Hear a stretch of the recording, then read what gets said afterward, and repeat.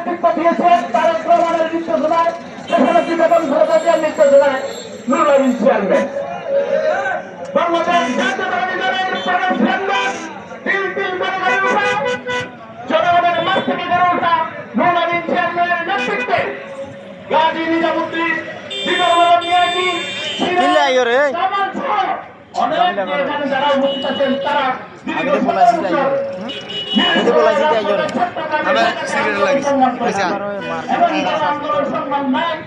আন্দোলন সংগ্রামে নুরুল আমিন চেয়ারম্যান অনুসারীরা অংশগ্রহণ করে নাই।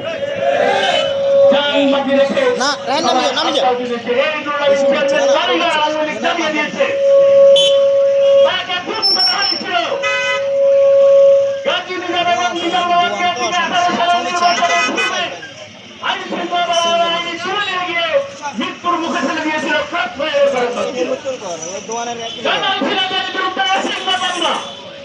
যখন রাজপথে থাকতেন তারা তোরা তখন কালাম সিরাজরা 27 জন ছিলেন। আজকে ষড়যন্ত্র করে তাদেরকে দল থেকে অব্যাহতি দেওয়া হয়েছে। আমরা দলের সিদ্ধান্তের বিরুদ্ধে কোনো কিছু বলবো না।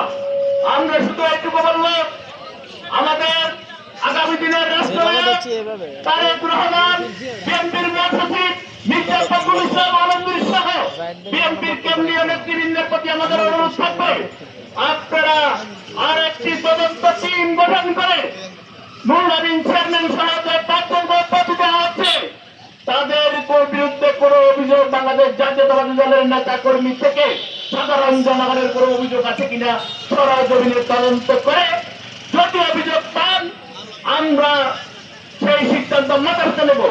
আর যদি কোনো অভিযোগ না পান অবিলম্বে নুরুল আমিন চেয়ারম্যানের বিরুদ্ধে আনিত সিদ্ধান্ত প্রত্যাহার করে মিরেশ্বরের মাটি ও মানুষের জনগণের যে হৃদয়ের আকাঙ্ক্ষা সেই আকাঙ্ক্ষাকে ধারণ করে বাংলাদেশ জাতীয়তাবাদী দলকে মিরেশ্বরের আরো সুসংগঠিত হওয়ার জন্য অবিলম্বে এই 5 জন নেতা নুরুল আমিন চেয়ারম্যান গাজী নিজাম দিদার সহ যাদেরকে অব্যাহতি দেওয়া হয়েছে তাদের পার্টির আদেশ বহিষ্কার আদেশ প্রত্যাহার করে আগামী দিনে দেশনেত্রী বেগম খালেদা জিয়া, তারুণ্যের অহংকার তারেক রহমানের হাতকে শক্তিশালী করার জন্য মিরেশ্বরেতে এই মিরেশ্বরের আসন বেগম খালেদা জিয়ার আসন, এই আসনটি যাতে আগামী দিনে বাংলাদেশ জাতীয়তাবাদী দলের হাতে থাকে।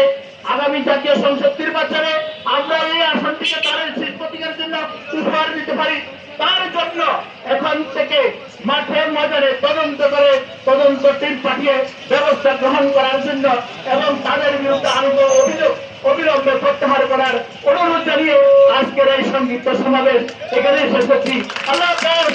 বাংলাদেশ জিন্দাবাদ, বাংলাদেশ জাতীয়তাবাদী দল জিন্দাবাদ, দেশনেত্রী বেগম খালেদা জিন্দাবাদ, তারেক রহমান জিন্দাবাদ, নুরুল আমিন চেয়ারম্যান জিন্দাবাদ। সবাইকে ধন্যবাদ।